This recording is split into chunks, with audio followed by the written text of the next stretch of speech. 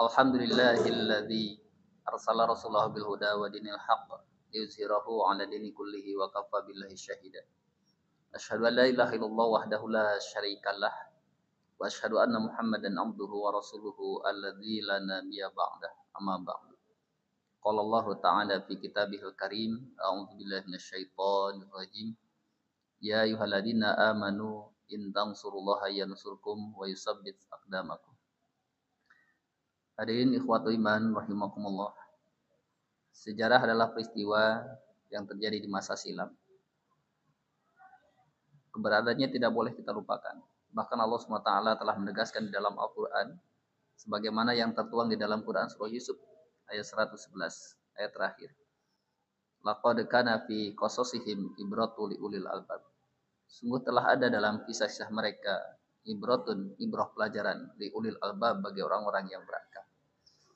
Tidak terkecuali adalah sejarah kemerdekaan negara kita, negara Republik Indonesia. Maka tidak bisa dipungkiri, telah begitu banyak bukti-bukti sejarah yang sangat otentik yang dapat kita jadikan referensi bahwa kemerdekaan negeri ini tidak terlepas kontribusi terbesarnya adalah perjuangan umat Islam itu sendiri, yang dipelopori oleh para ulama di setiap ormas Islamnya, kemudian didukung oleh para santrinya dan tentunya bekerja sama dengan aparatur negaranya pada waktu itu. Seperti yang kita ketahui bersama, sebelum Indonesia diproklamirkan di tanggal 17 Agustus 1945, maka telah berdiri ormas-ormas Islam di bumi pertiwi ini. Muhammadiyah pada tahun 1912 oleh Kiai Haji Muhammad Dahlan. Persatuan Islam Persis pada tahun 1923 didirikan oleh Kiai Haji Yunus dan Kiai Haji Zamzam. Dan tentunya Nahdlatul Ulama 1926 yang didirikan oleh Kiai Haji Hasyim Asy'ari. Ini adalah salah satu bukti bahwa keberadaan umat Islam tentunya memberikan kontribusi yang besar untuk perjuangan negeri ini hingga merdeka. Bahkan kalau kita baca di Piagam Jakarta yang kemudian mengalami amandemen menjadi pembukaan Undang-Undang Dasar 45, maka begitu jelas di alinea ketiga, atas berkat rahmat Allah dan didorong oleh atas berkat rahmat Allah yang Maha Kuasa dan dengan didorong oleh keinginan yang kuluhur supaya berkehidupan kebangsaan Indonesia yang bebas, maka rakyat Indonesia menyatakan dengan ini kemerdekaannya.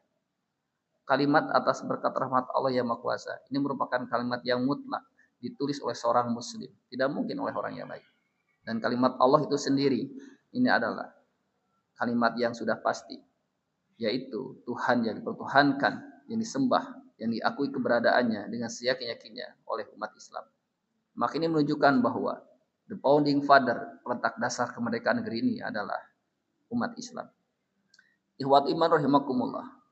Maka Allah SWT telah berfirman di dalam Quran surah Muhammad surah ke-47 ayat ke-7. Ya ayyuhalladzina amanu, wahai orang-orang yang beriman, in tansurullaha, jika kalian menolong agama Allah, yansurkum, niscaya dia Allah akan menolong kalian. Wa yusabbit aqdamakum, dan menetapkan telapak kaki kalian. Maksudnya menetapkan kedudukan kalian tetap menjadi bangsa yang berdaulat di negerinya. Ini adalah sebuah janji Allah dan sudah terbukti. Pada tanggal 17 Agustus 1945, maka negara Indonesia menjadi negara yang merdeka, diakui baik secara de facto maupun de jure. Ikhwatu iman rahimakumullah. Hari ini kita adalah para pewaris. Kita adalah para pewaris negeri ini yang mewarisi kemerdekaan dari para pahlawan yang telah mendahului kita. Maka tugas kita untuk mempertahankan kemerdekaan negeri ini tentunya sebagaimana negeri ini direbut dari para penjajah, yaitu menjadikan Islam sebagai benteng pertahanan negeri ini. Maka janganlah meninggalkan sendi-sendi Islam. Janganlah meninggalkan nilai-nilai keislaman dalam setiap sendi kehidupan. Hari ini sungguh pun sangat memprihatinkan. Dalih-dalih untuk memeriahkan kemerdekaan negeri ini. Tapi justru yang ada malah sepertinya ingin menggandaikan negeri ini kepada para penjajah. Mengapa? Karena begitu banyak umat Islam yang begitu euforia dengan kemerdekaan negeri ini. Tetapi di sisi lain mereka melepaskan nilai-nilai keislaman dalam kehidupan. Perlombaan-perlombaan yang digelar sungguh pun tidak memberikan pendidikan, tidak menumbuhkan semangat patriotisme di dalam anak bangsa ini. Ikhwatu iman rahimakumullah. Maka tentunya kita sebagai pewaris negeri ini harus menjadikan kemerdekaan negeri ini sebagai